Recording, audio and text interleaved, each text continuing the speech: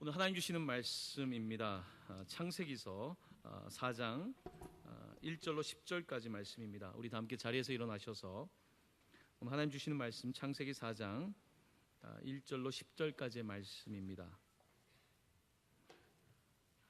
저와 함께 교독으로 봉독하기를 원합니다. 제가 먼저 시작하겠습니다. 아담이 그의 아내 하와와 동침함에 하와가 임신하여 가인을 낳고 이르되 내가 여호와로 말미암아 등남하였다 하니라.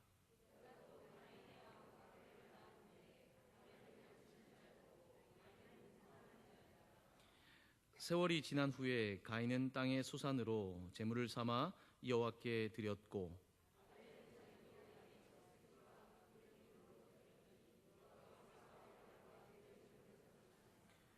가인과 그의 제물은 받지 아니하신지라. 가인이 몹시 분하여 안색이 변하니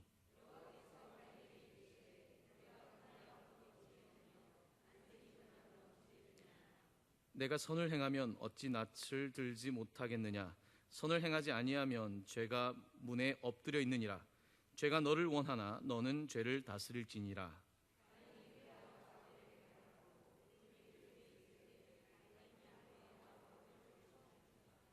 여호와께서 가인에게 이르시되 내 아우 아벨이 어디 있느냐.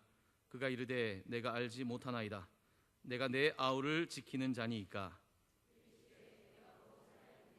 내 아우의 핏소리가 땅에서부터 내게 호소하느니라. 아멘.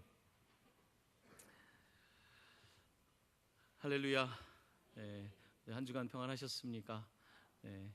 분주하고 바쁜 아마 일과를 마치고 오늘 금요일 밤에 여러분 오셔서 아마 찬송하는 중에 한 주간에 어려웠던 시간들도 또한 우리에게 기쁨으로 찬송의 제사로 하나님께 드려지는 줄로 믿습니다. 하나님께서 이 자리에 함께 하시며 오늘도 우리에게 말씀해 주실 것입니다. 지난주에 이어서 여러분들과 함께 당분간 하나님의 질문들에 대해서 좀 생각해 보려고 합니다. 하나님의 질문들. 질문은 참 중요합니다. 제가 지난 시간에도 말씀드렸던 것처럼 질문을 던지지 않는 사람은, 자기를 점검하지 않는 사람은 자기의 삶을 그냥 마음대로 살 가능성이 높습니다. 질문을 듣는다는 것은 내 삶을 계속해서 검사해 본다는 것입니다. 여러분에게 요즘 질문을 던져주는 사람이 있습니까? 여러분에게 묵직한 질문. 너 왜 그렇게 살고 있니? 너 요즘 뭐 하고 있어? 이런 질문 던지는 사람이 주변에 있습니까? 요즘은 그런 질문들을 잘 안 던집니다. 그런 질문을 던지면 싫어해요. 사람이 다른 사람에게 질문하는 것을 사람들이 별로 불편해합니다. 요즘 시대는 그냥 놔두세요. 내 마음대로 하게, 이렇게 말하는 시대가 아닌가 생각을 합니다. 위대한 질문을 던져주는 사람이 있어야 위대한 사람이 될 수 있습니다. 저는 때때로 그런 생각이 듭니다. 부모님이 자녀에게 질문을 던지는 게 참 중요하다는 생각을 합니다. 저는 지금 다 컸지만 저희 부모님이 저에게 묵직한 질문을 던질 때가 있습니다. 어떨 때 굉장히 지금 듣기가 싫을 때가 있습니다. 나도 이제 나이가 많은데 어떤 질문을 들을 때 그 질문이 그런데 곰곰이 생각해 보면 내가 답변해야 될 질문인 경우가 참 많더라고요. 우리가 성장하면서 누군가 계속해서 내 삶에 질문을 던질 때 그 질문에 응답해야 되겠죠. 소크라테스는 자기 자신의 그 검사가 없는 삶, 자기를 성찰하지 않는 삶은 인생으로서 가치가 없다고 말합니다. 많은 사람들은 현대 사회를 살아가면서 질문을 던지거나 자기 자신에게 검사를 하지 않고 그냥 바깥만 바라보고 사는 거죠. 자기의 내사라 그러죠. 자기의 내적으로 조사하는 그런 삶이 많이 빠져 있는 것을 보게 됩니다. 특별히 이번 한 주 우리는 검사들 사이에서 있었던 문제로 인해서 요즘 시끄럽습니다. 검사들 사이에 있었던 성추행 사건으로 인해서 지금 사람들은 많이 실망하고 있습니다. 검사는 질문하는 사람이죠. 검사하는 사람이죠. 그런데 정작 그 질문을 자기에게 하지 않을 때에 가장 법을 집행하는 권위를 가지고 있는 그 검사가 어떻게 될 수 있는지에 대해서 우리는 보고 있는 것입니다. 여러분에게 오늘 하나님께서 우리에게 검사하시는 질문 몇 가지 던지려고 합니다. 하나님의 질문은 우리를 굉장히 불편하게 합니다. 그렇지만 그 질문 앞에 설 때에 우리는 인간으로서의 존엄성을 잃지 않고 인간으로서의 가치를 잃어버리지 않고 높은 수준의 사람이 될 수 있는 것입니다. 그래서 지난번에 아담과 하와에게 던졌던 그 질문들에 이어서 오늘은 가인이라고 하는 사람에게 하나님께서 던지셨던 세 가지의 질문에 대해서 함께 살펴보려고 하는 것입니다. 자, 오늘 이야기는 그렇습니다. 아담과 하와가 있습니다. 첫 번째 사람이죠. 거기에 아들 둘이 태어납니다. 첫 번째 가인이라는 사람이 태어나고 두 번째 아벨이라고 하는 사람이 태어났는데, 어떤 사람은 이들이 쌍둥이였다라고 말하는 사람도 있고, 성경에 쌍둥이란 말은 써 있지 않은데 이거는 약간 여담이지만 어떤 사람은 그렇게 이야기하더라고요. 4장 1절을 그냥 재미삼아서 정확하게 알 수는 없지만 한번 보시면 4장 1절에 보면 하와가 임신해서 가인을 낳았다고 하고 등남했다고 되어 있습니다. 자, 2절에 보면 그가 또 가인의 아우 아벨을 낳았는데 라고 되어 있는데, 다른 성경을 보면 그가 또 가인의 아우 아벨을 임신하여 낳았다, 임신이라는 단어가 없는 걸 보면서 어떤 사람은 아마 쌍둥이가 아니었을까라고 말하기도 합니다. 쌍둥이냐 아니냐가 중요한 것은 아니지만 형제가 있었다는 것입니다. 굉장히 가까운 형제 가인과 아벨이 있었다고 성경은 기록하고 있고, 그리고 성경은 특별히 두 사람의 직업을 이렇게 구분하고 있습니다. 한 사람은 농사를 짓는 사람이었고 또 한 사람은 목축을 하는 사람이었다. 고대 사회의 두 가지 종류의 하나의 산업을 보여주고 있습니다. 농사 짓는 사람 그리고 목축을 하는 사람 둘이 있었는데, 자, 오늘 본문의 이야기는 하나님께서 목축을 하는 아벨의 제사는 받으셨는데 그 농사를 짓는 가인의 제사를 받지 않았다, 이렇게 되어 있습니다. 자, 그런데 왜 받지 않았는지에 대해서는 이 기록이 없습니다. 랍비들의 해석을 보니까, 랍비는 유대의 성경을 해석하는 사람들이죠. 그 중에 저에게 조금 와닿았던 랍비의 해석은 이거였습니다. 성경에 정확하게 기록되어 있지 않지만 그 이유는 아벨은 최고의 제물로 제사를 드렸지만 가인이 드린 제사는 마치 이 주머니에 있던 것을 그냥 꺼내 드리는 것처럼, 그러니까 정돈되고 준비된 것을 드린 게 아니라 그냥 이렇게 드린 거죠. 우리가 흔히 교회에서 헌금을 할 때에 이것을 준비해서 내가 하나님께 드린 게 아니라 오니까 그냥 이렇게 꺼내서 이렇게 드리는 거죠. 뭐 그런 식으로 가인은 드렸다라고 해석하는 것을 보았습니다. 오늘 본문은 어쨌든 하나님께서는 가인의 제사는 받지 않으셨고 아벨의 제사는 받으셨다. 그리고 그 이유는 분명히 가인의 제사에 부족한 점이 있어서라고 우리는 생각할 수 있습니다. 자, 이제 오늘 설교의 본문으로 들어갑니다. 자, 첫 번째 질문입니다. 하나님께서 던졌던 첫 번째 질문, 6절 말씀입니다. 저와 함께 이 첫 번째 질문을 나에게 하시는 말씀으로 한번 함께 읽기를 바랍니다. 시작. 여호와께서 가인에게 이르시되 내가 분하여 함은 어찌 됨이며 안색이 변함은 어찌 됨이냐. 아멘. 첫 번째 하나님의 질문입니다. 가인에게 지금 그가 하나님께서 제사를 받지 않고 예배를 받지 않아서 분하여 안색이 변해 있는데 하나님께서 이렇게 묻습니다. 자, 5절에는 가인이 몹시 분하여 안색이 변했다고 했는데 하나님께서 뭐라고 묻고 계시냐면 내가 분하여 함은 어찌 됨이며 안색이 변함은 어찌 됨이냐. 있는 사실 그대로를 물어봤어요. 지금 그가 화가 나 있고 안색이 변하여 있는데 그냥 그 사실을 그대로 너 왜 화가 났니? 너 왜 안색이 변했니? 라고 묻고 있습니다. 여러분 지금 화났을 때 누가 여러분에게 오셔서 와서 왜 화나셨어요? 라고 물으면 여러분 어때요? 나 화났는데 누가 와서 지금 화났죠? 라고 물으면 어때요? 더 화나죠? 지금 내 화가 나가지고 지금 화가 난 게 들키기가 싫은데 안색이 변하잖아요. 화가 나면 안색이 변하게 돼 있지 않습니까? 내가 화가 난 게 들키고 싶지 않은데 안색도 변해 있는데 누가 와서 안색이 변해 있네요 라고 말하면 여러분 어떻습니까? 더 성질이 나겠죠. 자, 하나님은 왜 지금 이 가인에게 화가 나 있고 안색이 변했는데 와서 그렇게 묻고 계신 걸까요? 하나님은 화가 난 사람에게 왜 화가 났느냐, 안색이 변한 사람에게 왜 안색이 변했냐고 묻고 있습니다.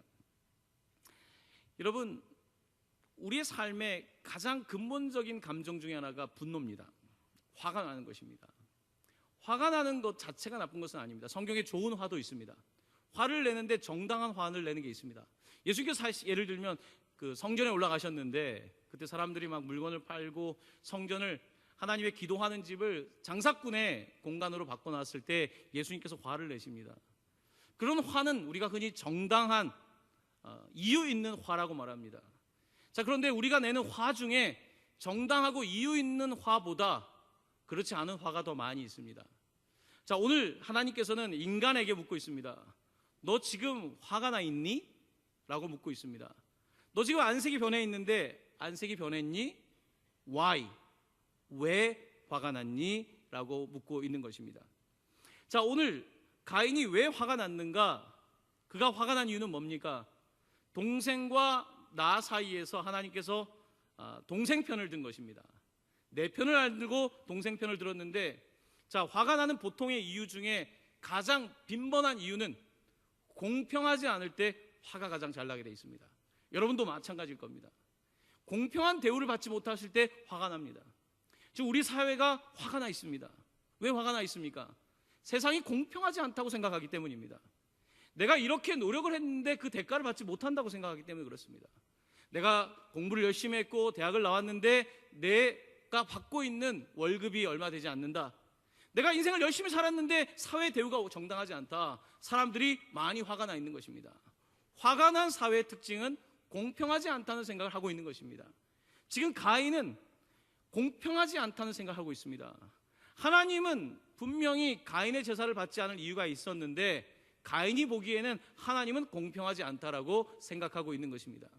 공평하지 않은데, 자, 이번 제사뿐만 아니라 이런 생각이 또 드는 거예요. 보통 사람이 화가 날 때 지금 현재 화가 날 뿐만 아니라 또 생각을 해보면 어떠냐면 과거에도 그랬던 것 같아요.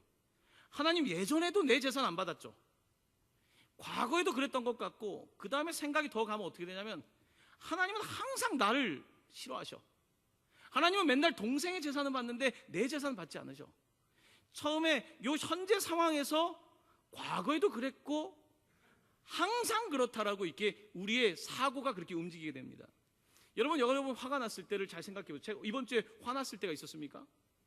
자, 화가 났을 때를 잘 거기에다가 제가 말한 것을 대입해 보면 지금 뭔가 공평하지 않다는 생각을 했고, 공평하지 않은 게 지금뿐만 아니라 지난주에도 그랬고 맨날 그런 것 같아요. 보통 이제 우리 자녀들이 엄마 아빠한테 와서 막 울면서 막 때를 쓸 때 보면 저희 집에서도 빈번하게 일어나는 것이 이제 동생을 더 이뻐한다. 오빠에게 더 편을 들어줬다. 자, 처음에는 그렇게 이야기를 하다가 그 다음에 뭐라고 하냐면 맨날이란 단어를 씁니다. 맨날. 지금 현재 사건뿐만 아니라 맨날 그렇다는 거예요. 맨날 그렇습니까? 정말로? Always. 아빠는 항상, 엄마는 항상, 배우자끼리에도 결정적인 분노의 마지막에 가면 당신은 항상. 이게 사람들이 가지고 있는 절대적 사고라고 하는 것입니다. 이 절대적 사고를 고쳐주는 게 흔히 말하는 우리가 인지치료라고 하는 거예요. 인지치료. 여러분, 인지치료라는 말 들어보셨죠? 인지를, 생각을 바꿔주는 거예요. 왜냐하면 항상 그런 건 아닌데 나는 항상 그렇다고 생각을 하는 거예요.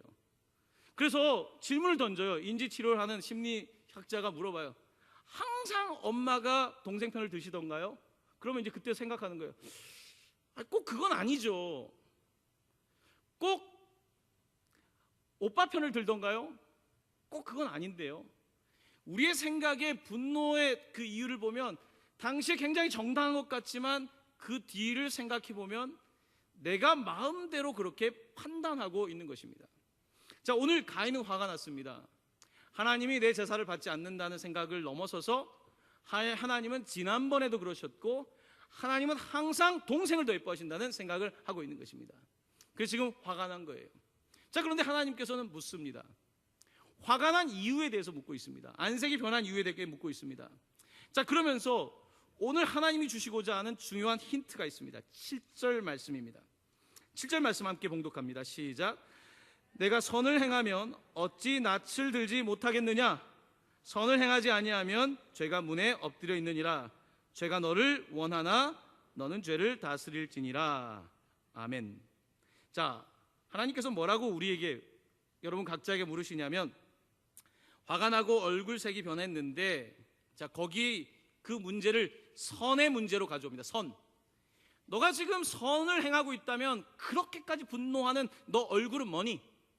안색이 변하고 있는데 진짜 이유는 뭐니? 너가 선을 행하고 있다면, 너가 정말로 선을 행하고 있다면 그런 표정은 안 나올 텐데, 너 얼굴이 너가 지금 느끼는 감정을 그대로 드러내고 있는데 과연 정당하니? 라고 묻고 있는 것입니다. 그러면서 뭐라고 말씀하시냐면, 자, 잘못했어요. 지금 가인이 잘못했는데, 지금 자기가 잘못한 죄에 대해서 내가 잘못해놓고 내가 화가 나 있고 내 얼굴이 변해져 있는데, 성경은 이렇게 되어 있습니다. 죄가 문에 엎드려 있다는 것입니다. 선을 행하지 아니하면 죄가 문에 엎드려 있다.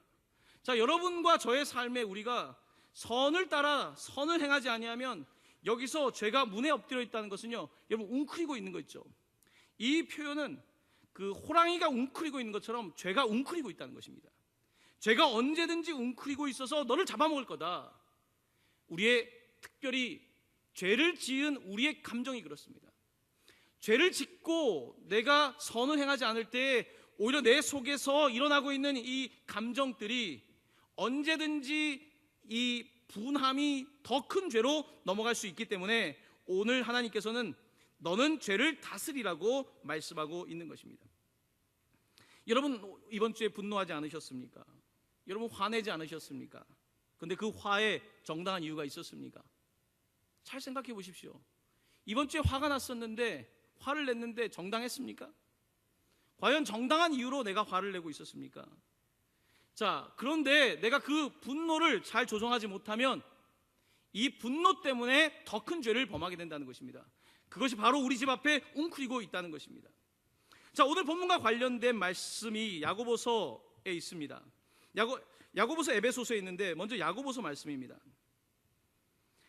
사람이 성내는 것이 하나님의 의를 이루지 못한다고 말씀하고 있습니다. 사람이 성내는 것, 여러분 인격에 이른다는 것이 뭡니까? 점점 혈기를 죽이는 거죠. 성내는 비율이 줄어드는 거죠. 아무 때나 화내고 아무 때나 혈기 부리는 것, 이것은 지금 내 감정의 문제뿐만 아니라 여기에는 내가 지금 선하지 못한 모습들이 있고, 성경은 이렇게 사람이 성내는 것이 하나님의 의를 이루지 못한다고 말합니다. 자, 그리고 에베소서 4장 26절 27절에 이렇게 말씀합니다. 분을 내어도 죄를 짓지 말고, 화가 나도 죄를 짓지 말고, 해가 지도록 분을 품지 말고, 그 다음에 이렇게 되어 있습니다. 마귀에게 틈을 주지 말라. 여러분, 화난 감정으로 해가 지도록 넘어가면 그에게, 마귀에게 틈을 준다는 것입니다. 요즘 사람들이 많이 화가 나 있습니다. 화난 사람이 너무 많아요. 길거리에 운전을 할 때도 화가 나 있고, 사람들은 여기저기에 가면 다 화가 나 있습니다. 공평하지 않은 세상이라고 말하면서 분노하고 있는데, 그 분노가 또 다른 결과를 가져온다는 사실입니다. 자, 이 분노가 어떤 결과를 가져옵니까? 인류 역사의 첫 번째 살인죄가 나타나고 있습니다. 자, 오늘 말씀 8절에 가면 그의 분노가 살인이라고 하는 더 큰 죄로 올라가는 것을 보게 됩니다. 우리 8절 말씀 함께 봉독하겠습니다. 시작. 가인이 그의 아우 아벨에게 말하고 그들이 들에 있을 때에 가인이 그의 아우 아벨을 쳐 죽이니라. 그냥 죽인 것이 아니라 쳐 죽였습니다. 쳐 죽인 것은 분노가 극에 달했다는 뜻입니다.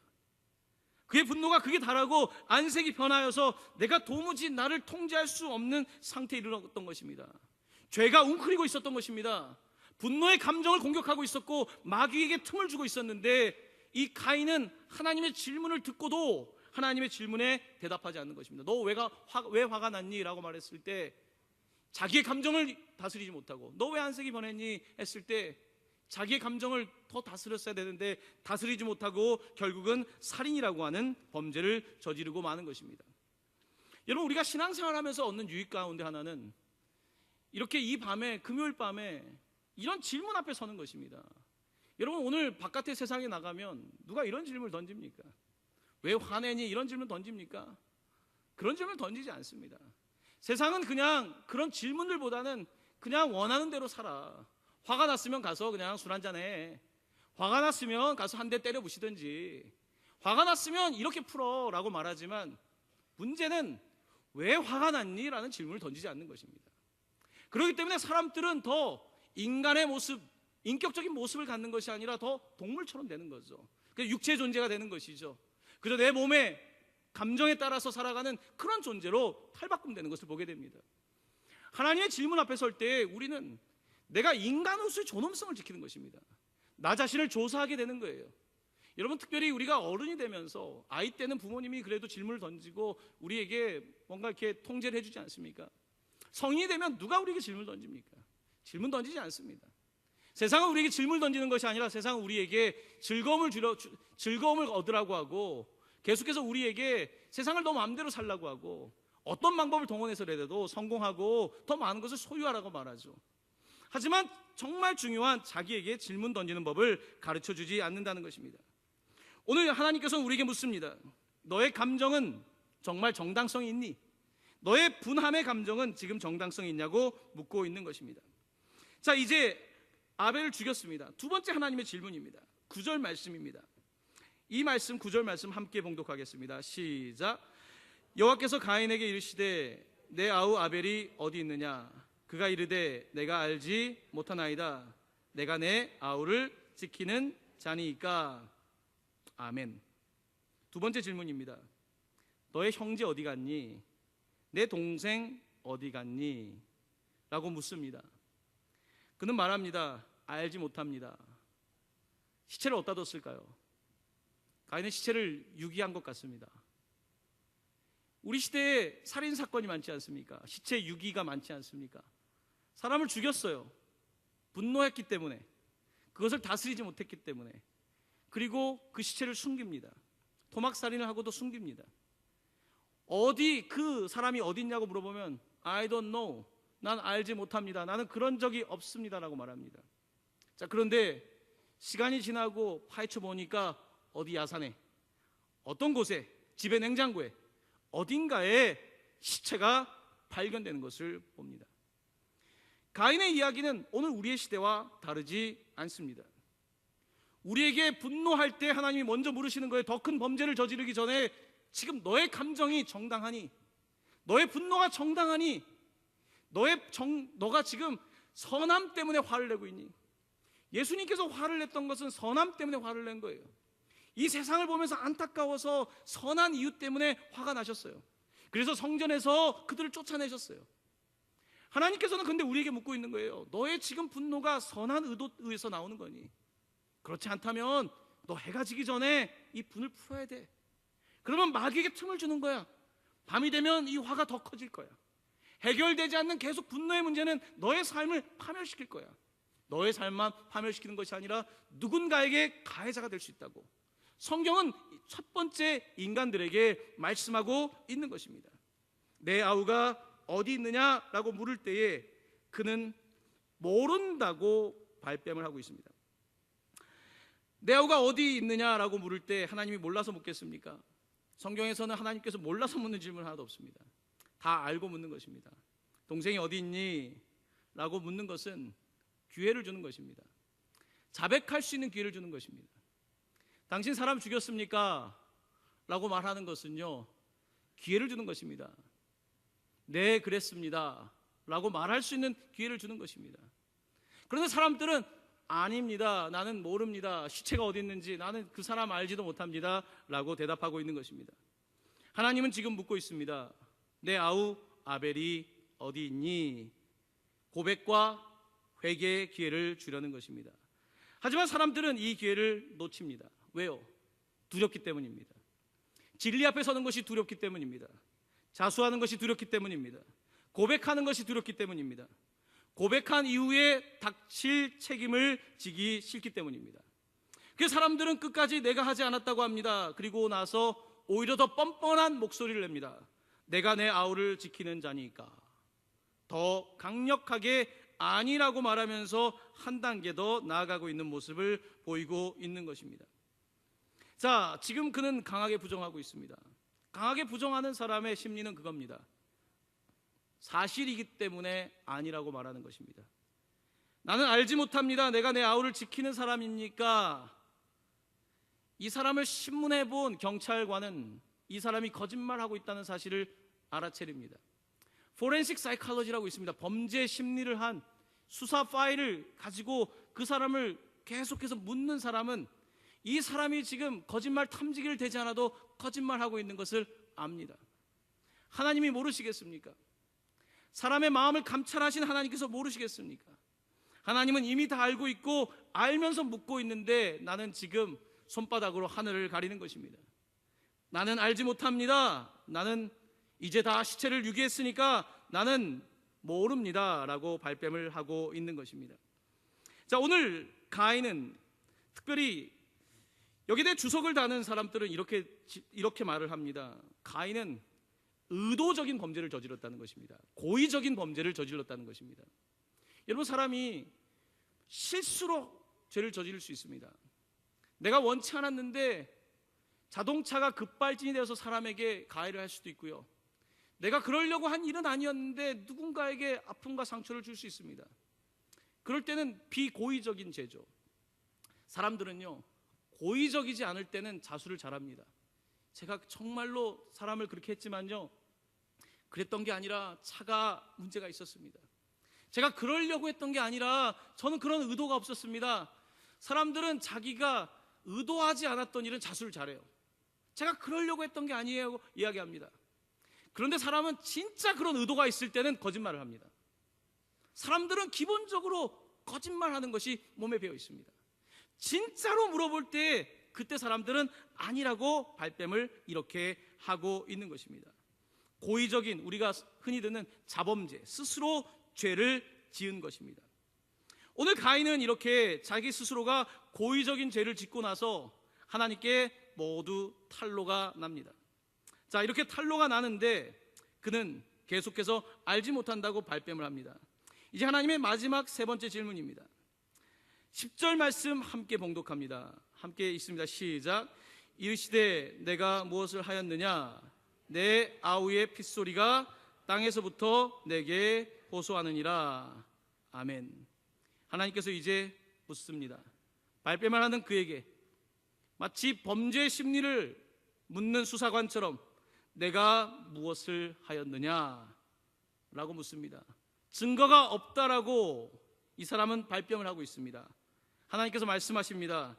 내 아우의 핏소리가 땅에서부터 내게 호소하고 있다. 너가 모든 증거를 인멸했지만 너의 얼굴색이 진리를 말하고 있고 너의 말투가 진리를 말하고 있고 너의 지금의 모습이 이미 진실을 말하고 있는데 당신은 아니라고 말하고 있다. 그래서 세상에서는 증거가 없다고 풀려날 수 있지만 하나님 앞에서는 증거 부족으로 풀려날 수 없다. 하나님께서는 말씀하고 있는 것입니다. 모든 사람이 죄를 범하여 하나님의 영광에 이룰 수 없다라고 로마서는 우리에게 말씀하고 있습니다. 우리는 모두 죄인인 것입니다. 하지만 우리는 끝까지 발뺌을 하려고 합니다. 그리고 아니라고 말하는 것입니다. 요한일서 1장 8절에서 10절은 죄의 고백과 회개에 대한 아주 중요한 말씀 한 구절을 전해주고 있습니다. 제가 여러분께 읽어드립니다. 만일 우리가 죄가 없다고 말하면 스스로 속이고 또 진리가 우리 속에 있지 아니할 것이요, 만일 우리가 우리 죄를 자백하면 그는 미쁘시고 의로우사 우리 죄를 사하시며 우리를 모든 불의에서 깨끗하게 하실 것이요, 만일 우리가 범죄하지 아니하였다 하면 하나님을 거짓말하는 이로 만드는 것이니 또한 그의 말씀이 우리 속에 있지 아니하니라. 아멘. 가인에게 하나님의 말씀은 있지 않았습니다. 그가 주머니에 꺼내서 제사를 드렸는지 모르겠지만 종교의 행위를 했는지 모르겠지만 그에게 하나님의 말씀이 있지 않았습니다. 그의 예배는 하나님이 기뻐하시는 예배가 아니었습니다. 형식은 있었지만 그는 진리를 거부하는, 하나님을 거부하는 인생을 살았던 사람이었던 것입니다. 이번 한 주 우리는 한 여검사의 진실의 이야기 때문에 회개의 문제에 대하여 새로운 인식을 하게 되었습니다. 특별히 가해자가 교회에서 회개하는 모습의 동영상이 나오면서 믿지 않는 사람들이 회개의 문제에 대하여 우리 교회를 향하여 손가락질을 하고 있습니다. 회개는 과연 누구에게 해야 하는가? 피해자가 살아있고 피해자가 고통을 받고 있는데 교회에 와서 하나님께 잘못했다고 말하면 모두 용서받는 것인가? 과연 그것이 진정한 그리스도인의 모습인가? 그것이 예배자의 모습인가? 라는 질문을 우리가 세상에서 불편하게 듣고 있는 때입니다. 오늘 본문을 읽으면서 저에게 생각난 말씀이 있었습니다. 마태복음 5장 23절에서 24절입니다. 오늘 예배에 관한 말씀 가운데 마태복음은 이렇게 말씀하고 있습니다. 그러므로 예물을 제단에 드리려다가 거기서 내 형제에게 원망 들을 만한 일이 생각나거든 예물을 제단 앞에 두고 먼저 가서 형제와 화목하고 그 후에 와서 예물을 드리라. 오늘 이 말씀이 이번 한 주를 지나가는 대한민국 사회에 주시는 말씀이 아닐까 생각을 합니다. 우리에게 주시는 말씀이 아닐까 생각을 합니다. 내가 무엇을 하였느냐? 그 사람이 어디 있느냐? 너가 피해를 준 그 사람은 어디에 있느냐? 그 사람의 고통 소리가 지금 내게 들린다고 말씀하시는 주의 음성을 듣지 못하는 가해자이며 자기의 죄를 알지 못하고 숨어있는 가인의 모습이 바로 우리 시대의 모습을 보여주고 있는 것입니다. 성경에 키는 작지만 위대한 회개의 사람 삭개오의 이야기가 등장합니다. 그는 뽕나무 위에서 예수님이 지나가실 때 예수님을 바라보았던 사람입니다. 그때 예수님께서 삭개오에게 나무에서 내려와라, 속히 내가 너의 집에 가서 유하여야겠다고 말씀하셨을 때 삭개오는 이렇게 회개하였습니다. 내 소유의 절반을 가난한 자들에게 주겠사오며 만일 누구의 것을 속여 빼앗은 일이 있으면 내 갑절이나 갚겠나이다. 삭개오의 회개는 우리 주님을 가장 기쁘시게 하는 회개였던 것을 보게 됩니다. 사랑하는 성도 여러분, 자칫 우리 교회가, 이 시대의 우리의 교회가 잘못한 사람에게 싸구려 용서를 해주는 그런 공동체가 된다면 교회는 세상에서의 중요한 가치를 잃어버리게 될 것입니다. 교회가 하나님의 질문 앞에 서지 않는다면, 하나님의 묵직한 질문 앞에 서지 않는다면 그저 우리끼리 좋은, 스스로 그저 행복해하는 자기 만족적인 공동체로 끝나게 될 것입니다. 우리 인간을 인간되게 한 것은 하나님의 질문입니다. 하나님의 질문은 why, 왜, where, 어디에, what, 무엇을, 우리에게 가장 근본적인 질문을 던지시며 우리의 삶에 경종을 울려주고 있는 것입니다. 오늘 가인의 예배 실패는 그에게 예배 형식이 없었던 것이 아니라 진리 앞에 서는 하나님의 말씀이 없었기 때문입니다. 오늘 우리 시대에 예배 실패가 있다면 어쩌면 예물을 주께 가져왔지만 형제에게 원망 들을 만한 일이 있을 때에 그 형제에게 가서 회개하지 못하기 때문에 일어나고 있는 모습이 아닐까라는 생각을 하게 됩니다. 사랑하는 형제 자매 여러분, 제가 지난주에 이어서 계속해서 여러분에게 불편한 질문들을 던집니다. 이 질문은 여러분에게 뿐만 아니라 저 자신에게도 던지는 질문입니다.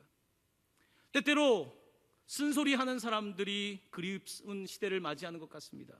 쓴소리하는 사람은 우리에게 질문하는 사람입니다. 왜 그렇게 하고 있냐고, 지금 무엇을 하고 있냐고, 어디에 있냐고 묻는 그 쓴소리가 바로 우리를 살리는 질문인 것입니다. 하나님은 우리에게 지금 쓴소리를 통해서 우리를 넘어뜨리려고 물으시는 것이 아니라 그 질문들을 통하여 우리를 다시 세우려고 하시는 것입니다. 우리를 세우기 위하여 하나님께서 질문하고 계시는데, 사랑하는 성도 여러분, 그 질문을 피하지 마시고 숨지 마시고 그 질문에 응답할 수 있기를 바랍니다. 그래서 여러분의 삶이, 저의 삶이 회개에 합당한 열매를 맺게 되기를 예수님의 이름으로 간절히 축원합니다. 아멘.